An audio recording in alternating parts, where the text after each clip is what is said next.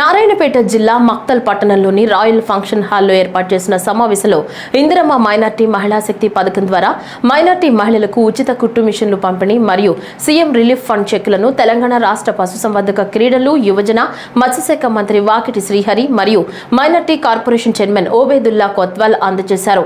ఈ కార్యక్రమంలో మంత్రి వాకిటి శ్రీహరి మాట్లాడుతూ మైనార్టీ మహిళలకు ప్రభుత్వం అండగా ఉంటుందని రాబోయే రోజుల్లో మరీ ఎక్కువ మొత్తంలో ఉచిత కుట్టు మిషన్లు మహిళలకు అందించేందుకు మైనార్టీ కార్పొరేషన్ ద్వారా నిధులు సమకూర్చి మైనార్టీ మహిళలకు అందిస్తుందని మంత్రి వాకిటి శ్రీహరి హామీ ఇచ్చారు।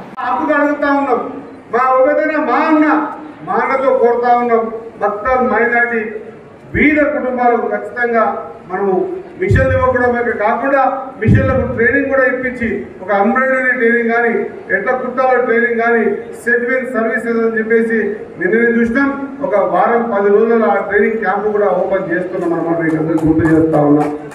సోదరులారా, చాలా సంతోషం అనిపిస్తుంది ఏ వేదిక మీద ఉండి మైనార్టీ మీటింగ్ ఈ హాల్లో పెట్టుకొని ఆ రోజు మీ అందరికీ కోరాము, మీ అందరూ మా మాట నమ్మిండ్రు।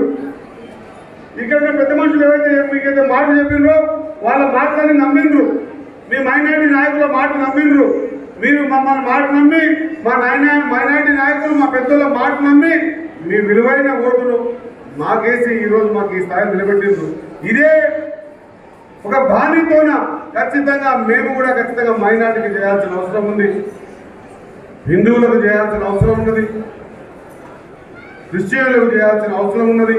ఖచ్చితంగా నియోజకవర్గంలో రాష్ట్రంలో నియోజకవర్గానికి ఎన్నైతే ఫండ్స్ వస్తాయో దానికి 2 ఫండ్స్ తీసుకొచ్చి ఈ నియోజకవర్గాన్ని అభివృద్ధి చేసే కార్యక్రమం తీసుకుంటామని చెప్పిన ఆ రోజు చెప్పిన వెనుకబడ్డది ఈ నియోజకవర్గం।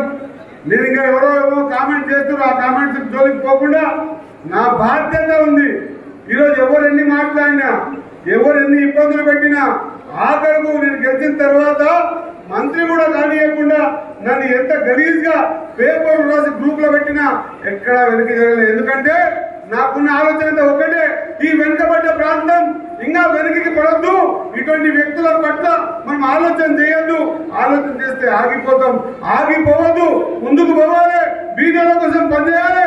బీద బడుగు బలహీన వర్గాలు బలంగా ఉంటే తప్ప మనం బాగుపడే పరిస్థితి లేదు అన్న ఉద్దేశంతో మళ్ళీ మాటిస్తా ఉన్నా।